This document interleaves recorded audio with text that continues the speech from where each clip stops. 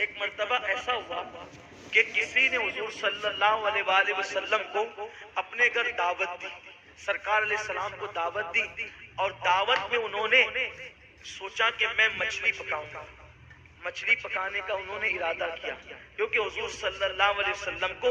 مچھلی پسند تھی، سرکار علیہ السلام مچھلی پسند فرماتے تھے، تو مچھلی انہوں نے پکانی چاہیے۔ مغرب کے بعد کی دعوت تھی، حضور علیہ السلام تشریف لے آئے۔ اب عشاء کی کو وقت کم تھا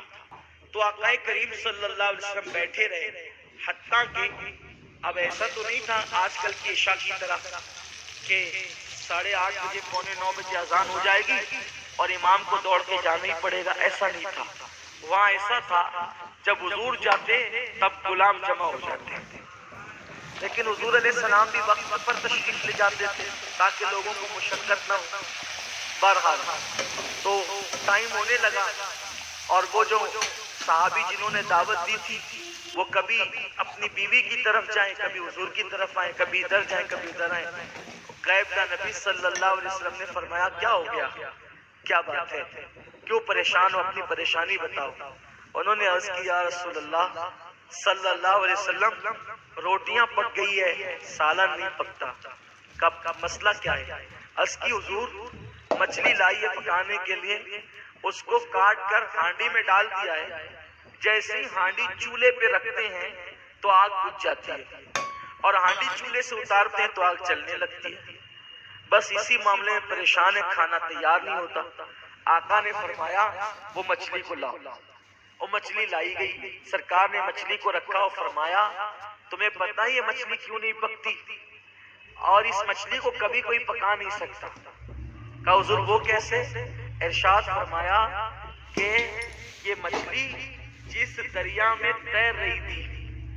اس دریا میں ایک کشتی چل رہی تھی، اور اس کشتی میں میرے غلام مجھ پہ درود و سلام پڑھ رہے ہیں، تو اس مچھلی کے کان تک درود و سلام کی آواز پہنچی تو اس نے کان لگا دیے اور وہ درود میں گم ہو گئی۔ ادھر وہ درود میں گم تھی کہ اللہ تعالیٰ نے تمہیں مشاہدہ کرانے کے لیے اس کو مچھیرے کے جال میں پھنسا دیا، مچھیرے کے جال میں پھنسی اور بازار میں بکی تو تمہارے ہاتھ لگی، تم لا کر کے تم نے اس کو کاٹا اور ڈالا ہانڈی میں۔ تو اب جس مچھلی نے محبت کے ساتھ مجھ پہ درود پڑھنے والوں کا درود سنا ہے تو اس لیے اس مچھلی کے اوپر یہ آگ اثر نہیں کر سکتی۔ بتائیے اگر مچھلی درود سن لے عشق کے ساتھ تو اس پر دنیا کی آگ اثر نہیں کر سکتی، تو دن درود پڑھے تو اس پر جہنم کی آگ کیسے اثر کر سکتی۔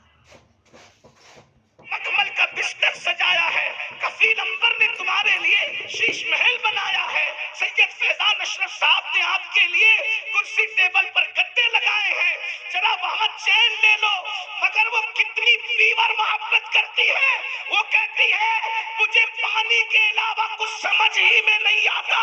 مجھے کسی کا مخملی چادر نہیں چاہیے، کسی کے گدے نہیں چاہیے، بلکہ مجھے تو سکون صرف پانی میں ملے گا اور صرف پانی میں ملے گا۔ اس کے بعد لوگ پانی سے نکال لیتے ہیں، وہ تڑپتی رہتی ہے، تڑپ تڑپ کے مر جاتی ہے، کسی سے دل نہیں لگاتی، مرنے کے بعد کاٹ لی جاتی ہے، کاٹنے کے بعد آگ میں جلا دی جاتی ہے، جلانے کے بعد پکا لی جاتی ہے، پکانے کے بعد دانتوں تلے چبا چبا کر کے کھا لی جاتی ہے۔ لیکن آپ جانتے ہیں، جا کر کے پوچھو علم والوں سے، جا کر کے پوچھو ڈاکٹروں سے، جا کر کے پوچھو حکیموں سے، کسی کھانے کو کھا کر اتنی پیاس نہیں لگتی جتنی مچھلی کو کھانے کے بعد پیاس لگتی ہے۔ مچھلی بتا رہی ہے جب تک زندہ تھی تب بھی پانی پانی کرتی تھی،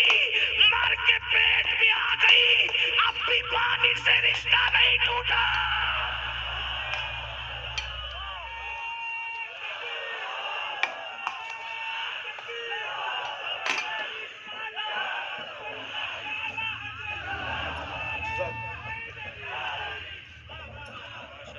مرنے تک ہی محبت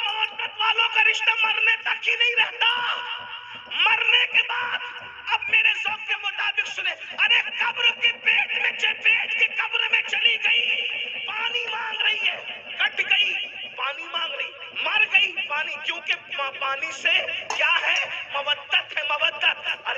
مسلمان مچھلی اگر پانی سے محبت کر لے تو پانی کے بغیر جی نہیں سکتی، کہ حسینی اگر آل نبی سے محبت کرے تو آل نبی کے بغیر کیسے جی سکتے ہیں، آل نبی کے بغیر کیسے رہ سکتے ہیں، آل نبی کے بغیر کیسے زندگی گزار سکتے ہیں۔ اور ایک بات آپ کو بتاؤں، اللہ اکبر، یہ اتنی محبت کرتے ہیں حسینی لوگ آل پیغمبر سے کہ مر کے قبر میں بھی ان کے بغیر نہیں رہ سکتے، جیسے مچھلی پانی کے بغیر